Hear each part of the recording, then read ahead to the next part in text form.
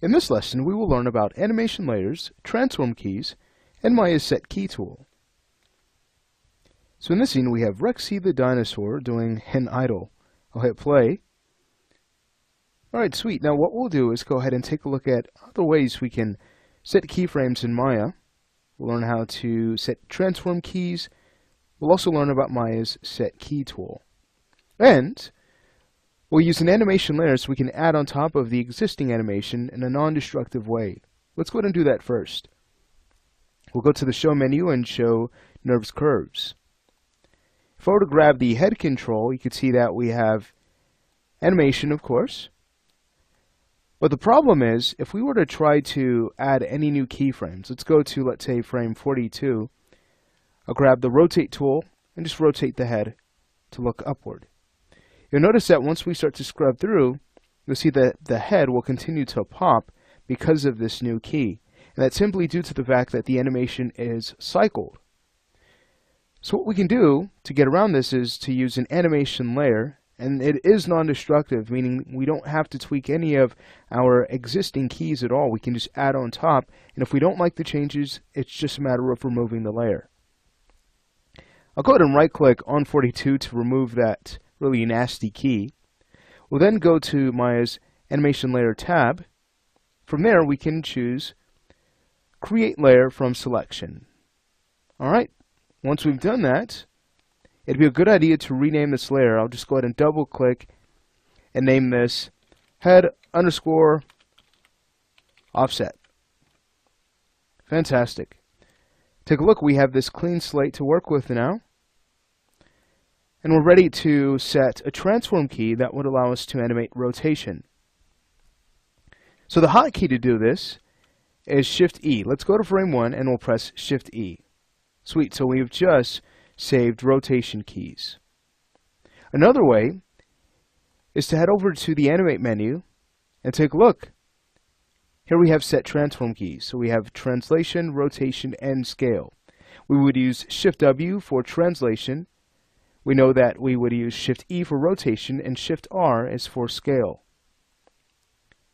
Let's say we go ahead and decide the moment when Rexy should look to, let's say it's left or right. Let's say we go ahead and have him look screen right. Almost like he has spotted his friend. Now if I were to go to frame 20 and rotate his head in that direction, I have auto key on, so that should save the pose automatically for us. Let's see what happens when we start back the animation and hit play.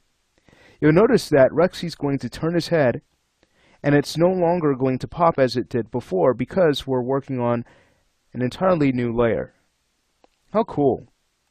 If you find that the timing is a bit too slow, you might consider taking the key on 1 and maybe delaying that a few more frames just so that we can shorten the distance between this pose and the pose on frame 20. So let's do this. We'll hold down Shift and we'll click to grab the key on frame 1. We'll now left click and drag over to about frame 10. Now when we hit play, take a look. Rexy's going to look forward for a few frames and then he's going to shift his head. And that timing is a bit more believable, I feel. Sweet. We've also given the audience enough time to see the head turn. If it happens too soon, well then that idea is lost. Alright, great. So we've learned how to set transform keys. We've also learned how to work with animation layers.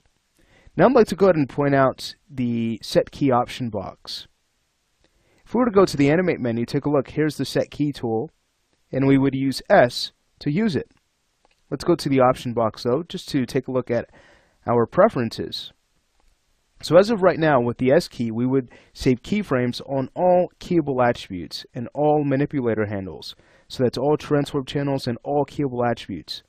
I really enjoy using these when it's time to save an entire pose, just to make sure that nothing is lost in that pose when I'm blocking in animation. But then once I'm ready to start adding more polish, I might go ahead and revert to the transform key tool, or we can just come to the channel box. We've learned this already. We can right click and choose key selected. And then we also have auto key that does a great job at only keyframing modified values, so we don't have to worry about keyframing every single keyable channel or all manipulator handles at that point. It's just a change in value that it will save. But you have options to adjust how the set key tool works. So let's say if you wanted to key all keyable attributes, you can go ahead and set it to that, and then you get to decide how those keyable attributes get keyed. So right now it's set to all keyable, meaning, again, everything that's keyable will be able to receive a keyframe. But what if we switch to from channel box? Now we're only able to keyframe what we have selected in the channel box. So if I only wanted to keyframe, let's say, the translate Z channel, we could have a look at that. I'll choose set key on frame 1, and take a look, we now have a key there. At that moment, we might go to, let's say, frame 15, and then translate the head and the Z-axis, maybe to move forward just a bit. If you need to, you can go ahead and grab your move tool. Let's go ahead and hold down the W key and the left mouse button to quickly get to the settings of the move tool. From there, I'll go to axis and choose local, just to make sure we know the actual axis that we're animating in. You could also go ahead and double click on the tool here to get to those same options. But I'll now go ahead and translate the head forward on frame 15. So you'll notice that Rexy's going to slowly translate his head forward and then look over to his left, our right. So there you have it. That's basically how the set key options work. Again, you would use this to specify how you would like to create keyframes. We get to keyframe all manipulator handles, if that's only what we want to animate, or we can animate the current manipulator handle. So whatever we have active, well, that's what's going to receive a keyframe. I like to use the default settings when using the set key tool because it's very convenient. Again, it's a great way to just go in and quickly save a pose. And when you're ready to add finesse, you can start to use auto key, take advantage of that. So you're only keyframing the channels you absolutely need to keep all of your keyframes clean and organized. This will make more sense when we jump into the graph editor shortly. But in this lesson, we've learned about animation layers, super cool. We've also learned about transform keys and Maya's set key tool.